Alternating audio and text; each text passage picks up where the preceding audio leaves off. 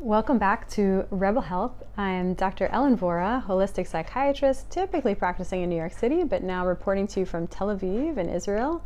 I'm traveling around the world for 6 months and trying my best to observe these different populations and their physical health and their mental health so that I can come back to you with some insights.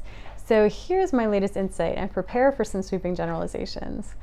I, in the United States, look around and I think we're sick. In the US, I think it's like a disease. If you look around, people are not healthy. Not only are we obese, but there's a particular fat distribution that's characteristic of metabolic syndrome. It's really like an infection, almost a disease that is spread across our country. And I think that we always have these things that we like to blame, things like we eat too much, our portion size is too big, or we eat too much sugar, we eat too much fat, which we all know that one's not exactly the whole story. But I think it just goes so much beyond that. I've always looked at things like, what about our antibiotic exposure, both in our poultry, in our meat, in our dairy, and then also just our rampant overuse of these kinds of substances. What about our tap water? But now I've started to really think that these factors that determine health are things more like the quality of the soil and the quality of the water that the population is typically drinking. So I've now been in Italy and Sicily and in Rome. I've been in Crete, one of the Greek Isles, and now in Israel.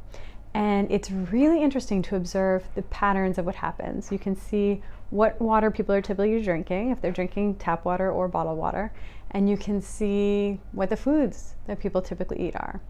And I've started to think that how vibrantly healthy the population is has a lot more to do with how nutritious that soil is that their food is being grown on. Like in Sicily, you have this nutritious volcanic soil. Here in Israel, you seem to have very nutritious soil, which makes you think about the sort of early era of civilization on this planet and what it was about this unique corner of the world, maybe some particularly nutrient-dense soil. And then you can see also what kind of water people are drinking. In Italy, it felt like very few people were drinking the tap water. So they know something we don't know about that tap water. So they're drinking mineral water from springs. And then in Greece, actually, you saw people drinking the tap water. I thought it tasted pretty funky.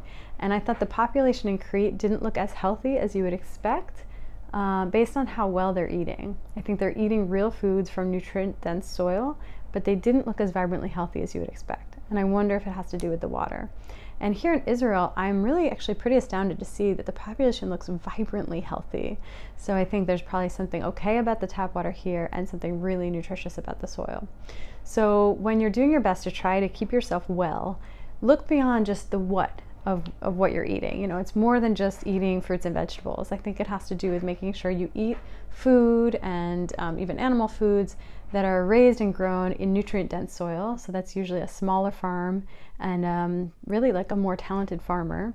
And then you want to make sure that you're drinking water that has a lot of the minerals that your body needs and doesn't have a lot of crap that your body doesn't need. So I think our tap water in the States, it's healthy. It's not going to get you sick with an infectious cause, but I think it has chlorine and fluoride and pesticide residue and pharmaceutical residue and a whole bunch of other things that don't necessarily serve your body. So think about the soil, think about the water. It's more than just the food that we eat. And I hope that's helpful. We'll see you next time on Rebel Health.